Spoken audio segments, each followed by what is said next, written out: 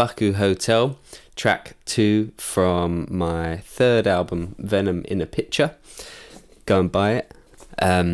So this song, I think, might have been one of the earlier songs that I wrote. I'm saying I think, because to be honest, I don't have a firm grasp on the order that these events unfold when you make something like an album. It all feels like a little bit of a blur. But yes, I think this was one of the earlier tracks that kind of established the path that this album might go down, and that was based around something I've spoken about before, which was my Yamaha Electone organ, which I got for like 30 quid from a German guy, and it served me very well. It was very fun for writing song arrangements.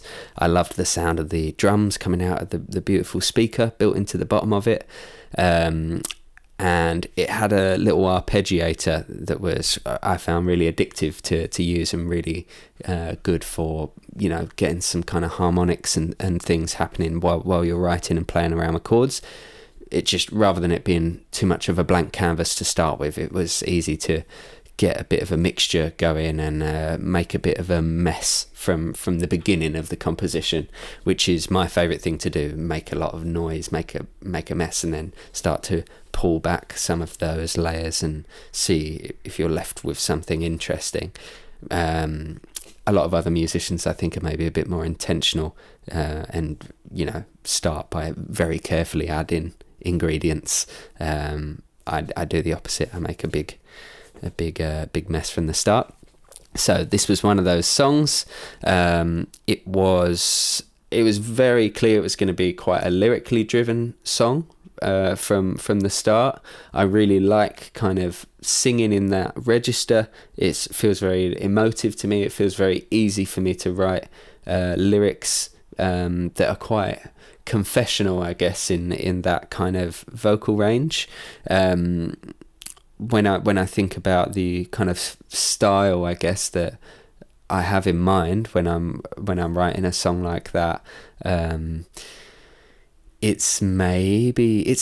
know I had like this Dr. Dre kind of heavy beat going on in my mind from the start, but the actual melody and content of the song, I guess, is maybe a little bit more like Wolf Parade perhaps, or even Crystal Castles kind of slip in there with the constant arpeggiator thing going on.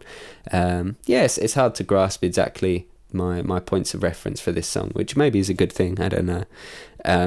But yeah, it's quite simple in its composition. I mean, it's all just in like this G minor here. The verses are really just 3 chords. I can't stay, curses up my doorway, anywhere's a long way, overnight, and I tailspin, try to tuck my tail in, I've been scared of failing all my life, I wanna be right. Chris Rabbits wrote this little chord progression. I wanna be right. He's a bassist. I had it stuck on a loop. I was just like playing the same 3 verse chords over and over again through the whole song, and Chris kind of politely suggested, Harry, what if, mate, it changed for a minute? It's like, oh, we could change it, I suppose, for a second. I'm very pleased that's what we ended up doing. I quite like the little chorus progression or pre-chorus progression. Then we have a little bridge. Playing status just like Vegas, house wins every time. Servitude is honestly alright. Just a nice, short, punchy bridge that reminds me of The Killers. It's a very 80s pop. I mean, a lot of this song really has 80s pop elements to it. When we play it live, it tends to be quite a rocky song that reminds me of like The Bravery or Editors, or that kind of whatever that style of indie rock from the mid 2000s is called. Yeah, but that's that song. I think when I think back on it now, there's probably other ways of recording it. There's other approaches, but of course there's always other approaches. That's one particular song where I think, it's interesting that that's the approach that I took.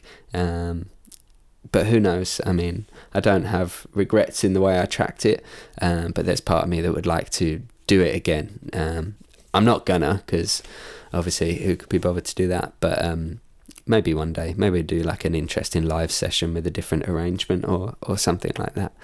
I think just going through the lyrics a little bit, there's quite clearly, well, for me they're quite clear. The references are to making comparisons essentially between myself and other people, just that pitfall of comparison, and it being the thief of joy, etc. And obviously social media and the internet is largely by design going to have you comparing yourself to your peers and distant peers and friends and family and celebrities and everything in between. And I think that song was, I always try and rise above that, as I think most of us do. We're like, well, not me, I'm not going to fall for that. I know that's what Instagram does or whatever, but not me, I'm not going to take the bait.